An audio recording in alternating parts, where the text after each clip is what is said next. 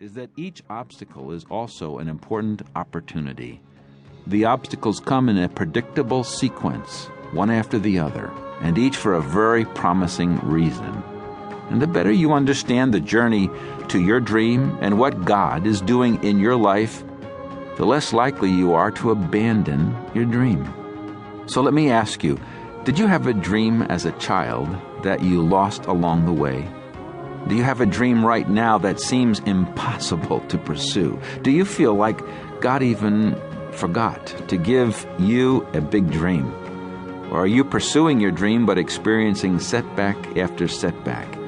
If your answer to any of these questions is yes, then this book is for you. Please join me then for the journey of your life, and may your heart sing as you embrace what you were created to be and to do. My name is Bruce Wilkinson. I live currently in Johannesburg, South Africa. It's time to move on to the parable.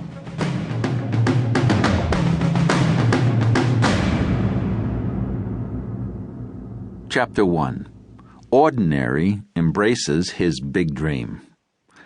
Not long ago, and not far away, a nobody named Ordinary lived in the land of familiar. Every day was pretty much the same for Ordinary. In the mornings, he got up and went to his usual job. And after work, he ate almost the same dinner he'd eaten the evening before. Then he sat in his recliner and watched the box that mesmerized most nobodies on most nights. Sometimes Best Friend came over to join Ordinary in front of the box. Sometimes Ordinary went to his parents and they watched together. For the most part, not much happened in familiar that hadn't happened before. Ordinary thought he was content. He found the routines reliable, he blended in with the crowd, and mostly he wanted only what he had. Until the day Ordinary noticed a small nagging feeling that something big was missing from his life. Or maybe the feeling was that he was missing from something big. He wasn't sure. The little feeling grew, and even though nobodies in familiar didn't generally expect the unexpected, Ordinary began to wish for it.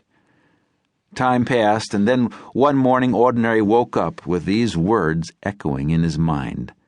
What you're missing, you already have. Could it be? Ordinary looked, and then he discovered that in a small corner of his heart lay a big dream. The big dream told him that he, a nobody, was made to be a somebody, and destined to achieve great things. Jumping out of bed, Ordinary discovered something else, a long white feather resting on the sill of his window. Where did it come from? What did it mean? With a jolt of excitement, Ordinary decided he'd been visited by the dream giver. Now Ordinary had heard rumors of various nobodies in familiar waking up to a big dream, but he had never imagined that it could happen to him. He rushed to get dressed, his big dream beating brightly in his chest. He couldn't wait to get to his usual job and tell Best Friend the news. But on his way to work, Ordinary realized he had a problem. His big dream was too big for a nobody like Ordinary. He would be embarrassed to tell anyone. Even Best Friend would probably laugh. Still, Ordinary was too excited to keep his dream to himself. As soon as he saw Best Friend, he blurted out the news. The dream giver gave me a big dream. I was made to be a somebody and destined to achieve great things. Best Friend looked surprised, but he didn't laugh. That's very big, he said. But if I were you, I wouldn't talk about this dream of yours too much. Nobodies around here might take you for a fool. Ordinary didn't want to look like a fool, so after that, he kept his big dream to himself. Day after day, Ordinary showed up at his usual job. But while he worked, he thought about his dream. He thought about how wonderful it would be to do what he loved to do instead of just dreaming about it. Ordinary's longing for his big dream grew and grew until finally he realized that he'd never be happy unless he could pursue it.